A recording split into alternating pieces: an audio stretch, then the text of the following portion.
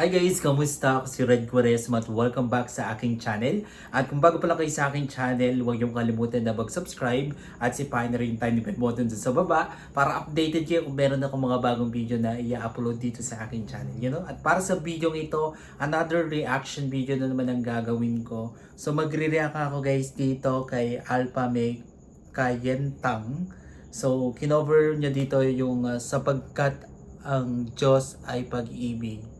So sobrang excited na ako guys na mapakinggan to at mapanood. Kaya i-play na natin to without further ado. Let's begin in 1, 2, 3, go.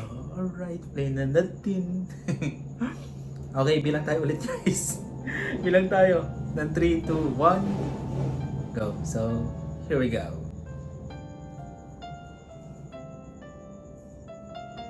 Ang ganda niya.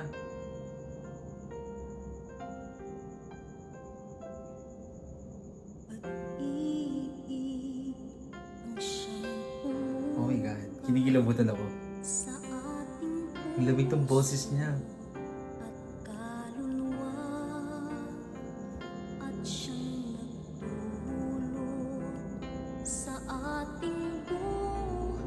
Wow. Liwanag sa dilim at pag-asa. Oh my God, napaka-angelic ng boses. Ang siyang buklod natin, di mapapagal kailan pa man.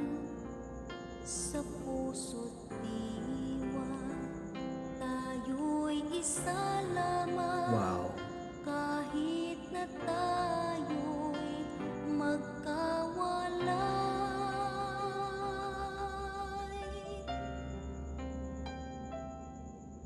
pagkat ang Diyos natin, Diyos ng Oh my God. pag-ibig, I'm getting emotional. magmahalan tayo't magtulungan.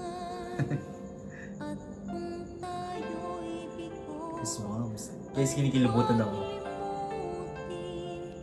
na may Diyos tayong nagmamahal. Wow. Pagkat ang Diyos natin, Diyos ng pag-ibig, magmahalan tayo't magtulungan. At kung tayo'y bigo, ay huwag limutin na may Diyos tayong nagmamahal. Sikapin sa ating pagtulong, ibabalik sa buong mundo. Bilis niyang kumanta. Nanggagaling talaga sa heart pag kumakanta siya. Na siyang sumakop sa bawat pusong uhaw sa pagsuyo. Pagkat ang Diyos natin, Diyos ng pag-ibig, magmahalan tayo't magtulungan.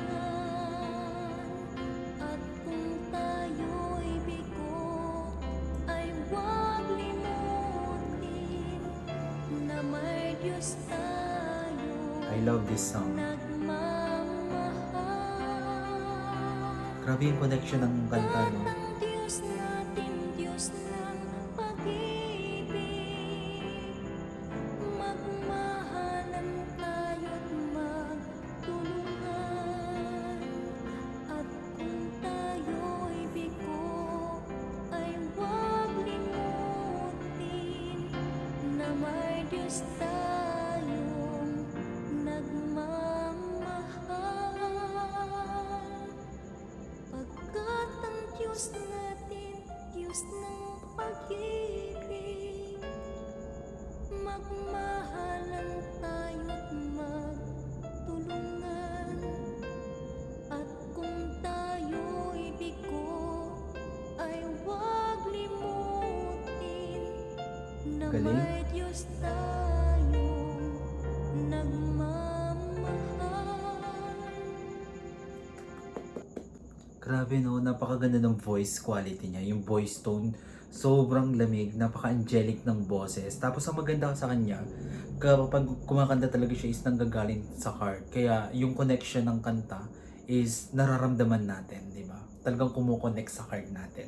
Alright, kung nagustuhan nyo to guys, bigyan nyo ito malaking like, mag-comment kayo kung meron kayong mga request na video na pwede kong gawin dito sa aking channel. You know, bye po!